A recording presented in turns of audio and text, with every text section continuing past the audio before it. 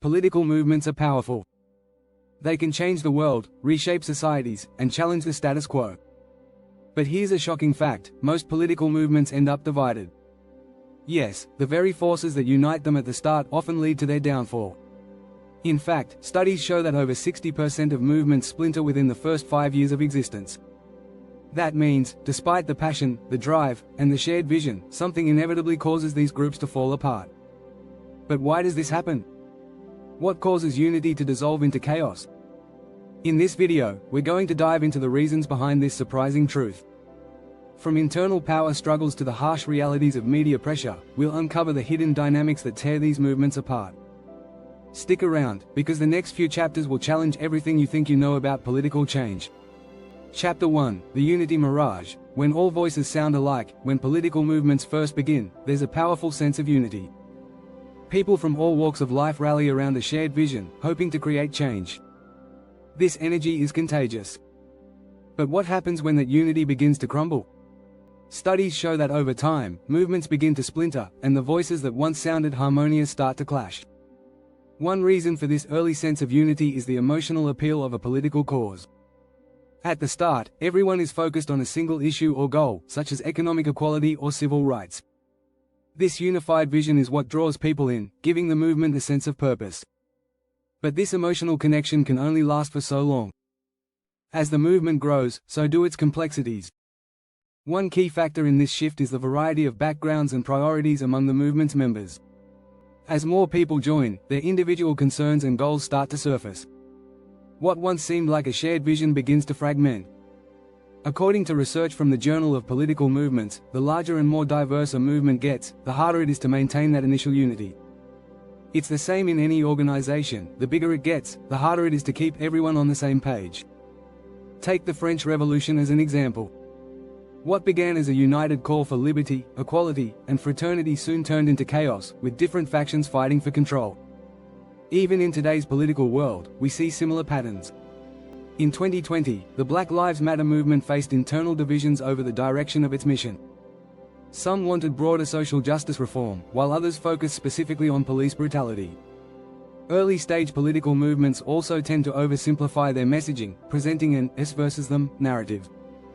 This might create a sense of unity among the base, but it also sets the stage for division later on. It becomes difficult to accommodate the growing complexities of the movement without losing some of that early strength. This illusion of unity is what makes political movements so powerful initially, but it is also their greatest weakness.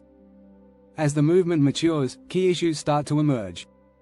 The question then becomes, how can you maintain unity without compromising on core values? The truth is, it's nearly impossible. Movements must evolve, and in doing so, they often face inevitable disagreements. These disagreements, however, are an essential part of any movement's growth. Chapter 2: Ideological Silos. The first crack in the foundation. Once a movement gains momentum, the next challenge is handling ideological differences. It's easy to rally around a single issue, but what happens when the movement becomes a broad coalition of differing groups? That's when ideological silos begin to form. At first, people overlook these differences. The common goal of change overrides the individual views on how to achieve it. But, over time, different factions start to develop their own interpretations of the movement's core principles. It's not just about wanting change anymore, it's about how that change should look. For example, in the environmental movement, you have groups that advocate for radical, immediate action to fight climate change. Others, however, prefer a more gradual approach that includes working with big corporations. These ideological divides are not just philosophical, they influence strategy and the tactics used to engage the public. In fact, according to the Harvard Kennedy School, ideological silos can form as early as the first few years of a movement. When groups don't communicate openly, their tactics diverge, making it hard to sustain long-term cohesion. These silos can be reinforced by social media algorithms that create echo chambers, pushing people toward extreme views and away from compromise. A recent example can be found within political parties themselves. In the United States, the Democratic Party has struggled with ideological divides between its progressive wing and its more moderate members. This tension was particularly evident in the 2020 primaries, where candidates like Bernie Sanders pushed for a more socialist agenda while Joe Biden represented the center-left. Despite both groups sharing a common goal, defeating Donald Trump, these ideological rifts caused significant tension within the party. What makes these silos even more dangerous is that they can turn into silos of distrust. As factions become more entrenched in their own views, the ability to cooperate decreases. Disagreements turn personal, and before long, it's not just about differing opinions on policy, it's about questioning the loyalty of other members. A study published by the American Political Science Review suggests that ideological silos often lead to more radicalization. As groups become more isolated in their own beliefs, they tend to reject moderate ideas in favor of more extreme solutions. This deepens the divisions, creating a vicious cycle where compromise becomes almost impossible. This ideological divide is a key factor in why movements end up fractured. Once the factions are formed, it's hard to bring them back together. While some may argue that diversity of thought is beneficial, in a political movement, it can be its downfall. Chapter 3: Leadership Struggles. The battle for the crown. A political movement's unity is often tested by the struggle for leadership. In the early days, there's usually a clear leader or a charismatic figure who serves as the face of the movement. This leader becomes a symbol of the movement's values and goals. But what happens when multiple leaders arise, each with their own vision? Leadership struggles are an almost inevitable part of any movement. As the movement grows, more people want a seat at the table. New leaders emerge, and competition for control begins. This creates tension, particularly when leaders have different ideas about the direction of the movement. A famous example of this can be seen in the civil rights movement in the US, where Martin Luther King Jr. and Malcolm X had starkly different views on how to achieve racial equality. The question of leadership is often the root cause of division in political movements. A survey conducted by Pew Research found that leadership disputes are one of the top reasons for splits within political parties. When leaders fail to collaborate or when they start vying for power, the unity that once held the movement together begins to unravel. This struggle for leadership can be particularly damaging when the movement's core ideology is not fully defined. Leaders may have different interpretations of the movement's message, leading to contradictions in how the movement is presented to the public. For example, during the early stages of the feminist movement, there were major disagreements between leaders on issues such as abortion rights and women's suffrage, which led to infighting. Another factor at play is the rise of cult of personality leaders. These are figures who become so central to the movement that it's hard to imagine the movement without them. But when these leaders fall out of favor or face scandals, the entire movement often collapses. The decline of charismatic leaders often results in fragmented factions that no longer share the same vision. The key to avoiding these leadership struggles is creating a more democratic, decentralized leadership structure. By empowering multiple voices and ensuring that leadership is based on merit rather than personality, movements can avoid the pitfalls of authoritarian control. But this can be easier said than done. In the heat of a political struggle, personal ambition often trumps collective cooperation, leading to the fractures we see time and again. Leadership struggles are not just about power. They are about identity and vision. When multiple people claim ownership of the movement's message, it leads to a competition for who gets to define it. And when no single person can lay claim to that power, the movement ends up divided. If you're enjoying the breakdown of these political dynamics, don't forget to subscribe to get the rest of this insightful series. Chapter 4: The Purity Paradox. Who's the real progressive? As political movements evolve, one of the most dangerous traps they face is the purity paradox. The idea is simple: the more a movement claims to fight for its core values, the more likely it is to turn on its own members who don't conform perfectly to those values. Early on, a movement is defined by its shared goals, but as it grows, questions of who belongs and who doesn't begin to surface. The purity paradox arises when factions within the movement demand ideological purity. A movement that once sought compromise and broad support may begin to exclude people who are seen as too moderate. This happens when core members push for more extreme stances, believing that only those who fully embrace the movement's ideology are worthy of belonging. One famous example is the 1960s civil rights movement.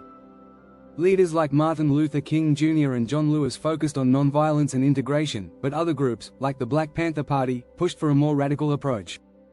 This created tension within the broader civil rights community. It also led to division, as more extreme views began to dominate the conversation, marginalizing moderate voices.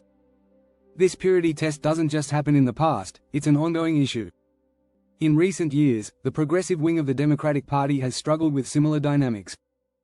Activists and politicians who once found common ground on issues like healthcare and climate change have started to clash over tactics.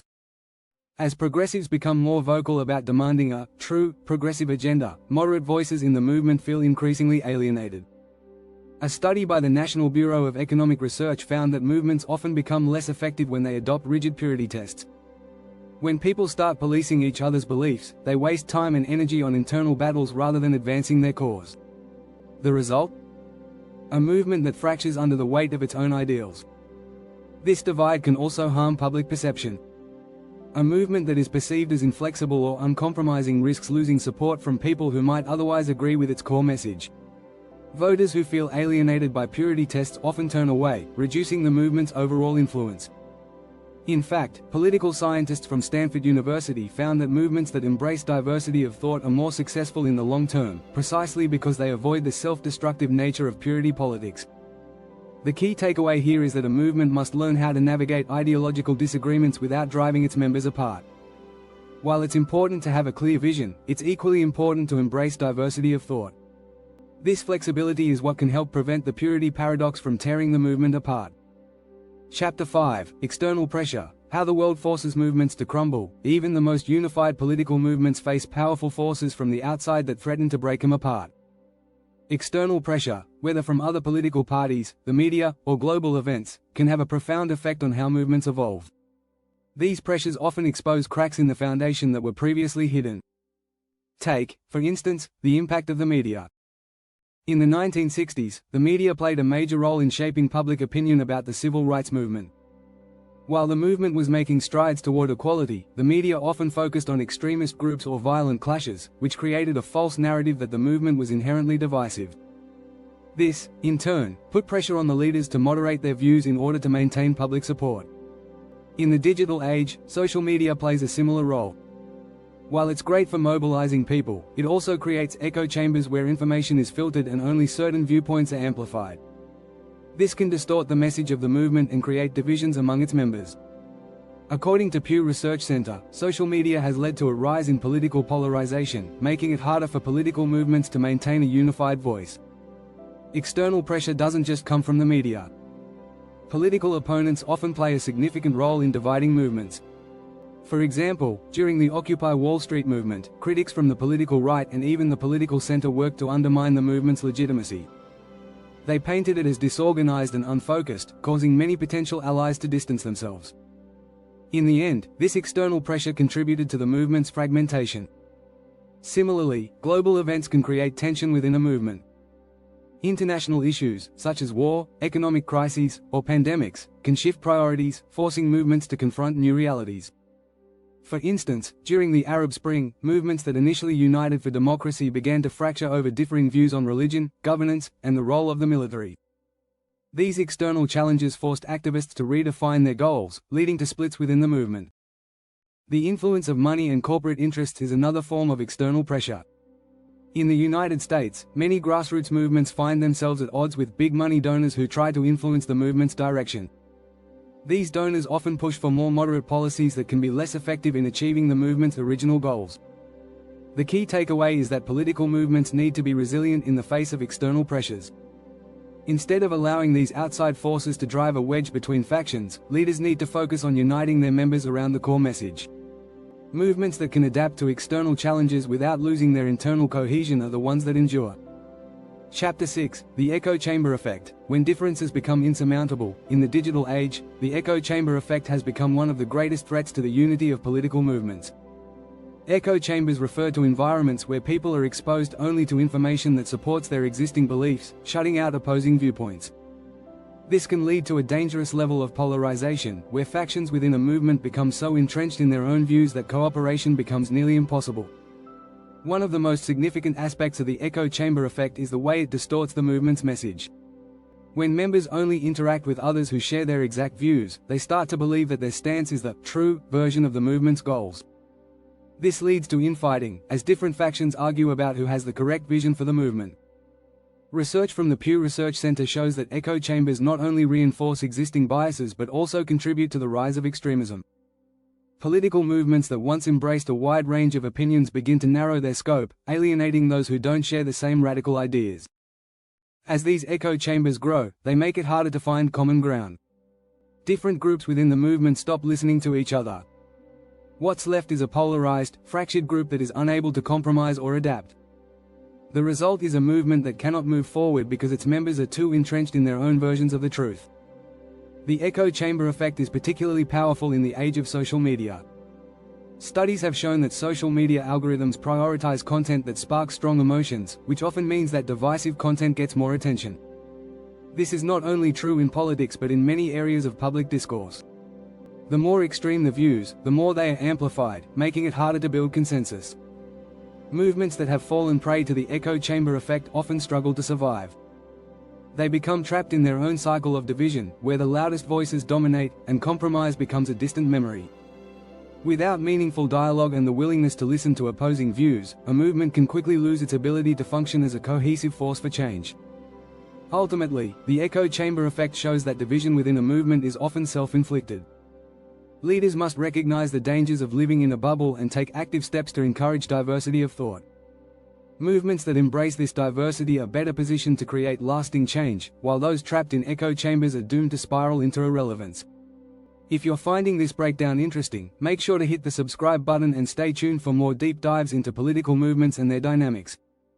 In these 6 chapters, we've explored why political movements, despite their initial strength and unity, often find themselves divided. From internal power struggles and ideological silos to the external pressures they face, the reasons for division are complex but crucial to understanding the fate of political change.